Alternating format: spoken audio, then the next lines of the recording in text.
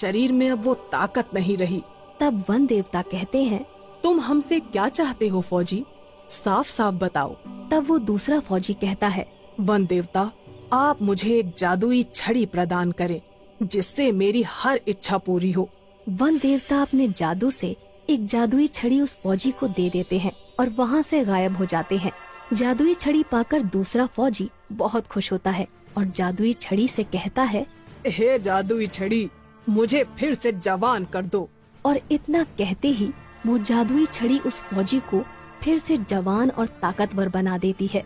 अपने ताकतवर शरीर को देखकर वो फौजी सब कुछ भूल जाता है और अहंकार में आकर जादुई छड़ी से कहता है, जादुई छड़ी, मेरे चारों तरफ बहुत सारे आतंकवादियों को खड़ा कर दो ताकि मैं सबको मार सकूं। इतना कहते ही उस फौजी के चारों तरफ बहुत सारे आतंकवादी प्रकट हो जाते हैं। फौजी अपनी बंदूक से एक आतंकवादी को गोली मार देता है, लेकिन इससे पहले कि वो फौजी सारे आतंकवादियों को गोली मारता, सभी आतंकवादी मिलकर उस फौजी पर गोलियां चलाने लगते हैं और उस फौजी की मौत हो जाती है।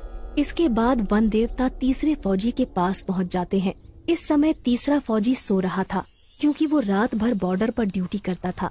वन देवता उस तीसरे फौजी के सपने में आते हैं और कहते हैं, उठो फौजी, कुछ लोग जंगल में पेड़ काट रहे हैं, जाओ और जाकर उनको रोको। इतना सुनते ही वो तीसरा फौजी अचानक नींद से जाग जाता है, लेकिन उसे अपने आसपास कोई नहीं दिखाई देता। वो कहता है, कहीं मेरा सपना सच तो नहीं था, मुझे जंगल में जाकर देखना चाहिए। वो फौजी तुरंत अपनी बंदूक उठाकर अपने इलाके में छानबीन करने के लिए जंगल में निकल पड़ता है। तभी उसे सामने दो लोग पेड़ काटते हुए दिखाई देते हैं। फौजी चिल्लाकर कहता है, कौन हो तुम लोग और इस जंगल में आने की हिम्मत कैसे हुई? फौजी दौड़कर उन दोनों को पकड़ लेता है और कहता है, अगर आज के बाद तुम लोग इस जंगल में दिखाई दिए तो मैं तुम्हें पुलिस के हवाले कर दूंगा। इसके बाद वो दोनों आदमी वहाँ से भाग जाते हैं। तभी अचानक वन देवता वहाँ प्रकट हो जाते हैं।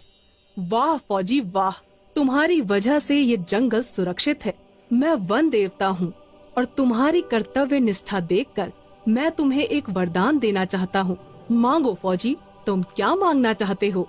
तीसरा फौजी थोड़ा सोच विचार करके वन देवता से कहता है, वन देवता, मैं जब भी अपनी वर्दी पहनकर बॉर्डर पे जाऊं तो मुझे कोई देख ना पाए।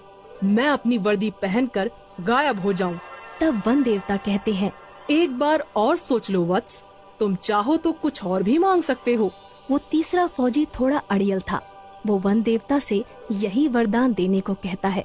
वन देवता उसे वरदान देकर वहाँ से चले जाते हैं। अब वो फौजी जैसे ही अपनी वर्दी पहनता था, वो किसी को दिखाई नहीं देता था।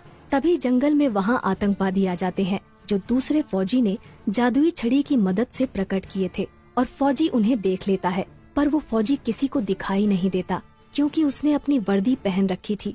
फौजी अपनी बंदूक उठाता है और एक एक करके सारे आतंकवादियों को मार देता है।